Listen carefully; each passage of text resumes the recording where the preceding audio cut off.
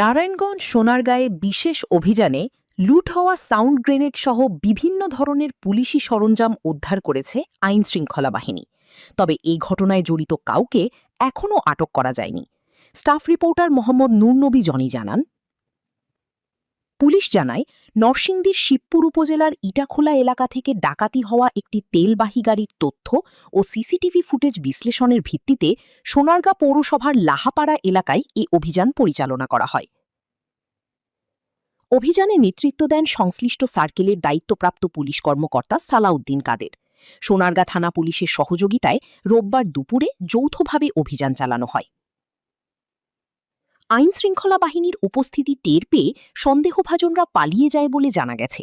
তবে ঘটনাস্থল থেকে ৫ আগস্টে পুলিশের কাছ থেকে লুট হওয়া সাউন্ড গ্রেনেড সহ বিভিন্ন সরঞ্জাম উদ্ধার করা হয়েছে। এই ঘটনায় মোহাম্মদ আজিজুল, তেল ব্যবসায়ী, পিতা নূর মোহাম্মদ সাং হামছাদি গ্রামের একজনকে অপরাধী হিসেবে চিহ্নিত করা হয়েছে। পুলিশ জানিয়েছে জড়িতদের গ্রেপ্তারে অভিযান অব্যাহত রয়েছে এবং এ বিষয়ে প্রয়োজনীয় আইনগত প্রক্রিয়া চলমান। তেলের ব্যবসায়ী আজিজুল, ওনার অফিসে আমরা অভিযান করি, কিন্তু ডাকাতি করা তেলের সন্ধানে এখনো পাই নাই।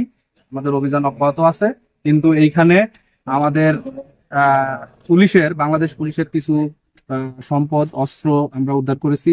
7টা গ্রেনেড, সাউন্ড গ্রেনেড, গ্যাস গানের গ্রেনেড সহ 7টা গ্রেনেড এবং একটা ব্যাটন, পুলিশের ব্যবহৃত লাঠি, আর একটা পুলিশের হেলমেট তার অফিস রুম থেকে আমরা উদ্ধার করছি।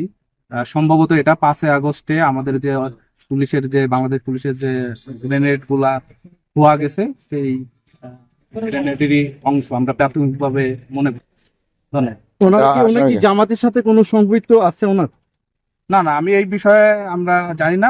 আমরা জানি যে ব্যবসা করে, ব্যবসায়িক লোক, উনি তেলের ব্যবসা করে, তেলের ডাকাতির সাথে সম্পৃক্ত, ডাকাতি হওয়া তেলগুলা উনি ডাকাতি করে থাকে। আর একটা জিনিস দেখলাম, দেশীয় অস্ত্র বানানোর জন্য কিছু জিনিসপত্র, ওগুলা কি আসলে দেশীয় অস্ত্র হয়? না, এগুলা আমরা প্রাথমিকভাবে দেখছি যে এগুলা দেশীয় অস্ত্র টাইপের না। এটা দেখে আসছি, ওটা স্বাভাবিক না, কিন্তু পুলিশের যে অস্ত্রগুলো এগুলো আমরা উদ্ধার করে। ধন্যবাদ।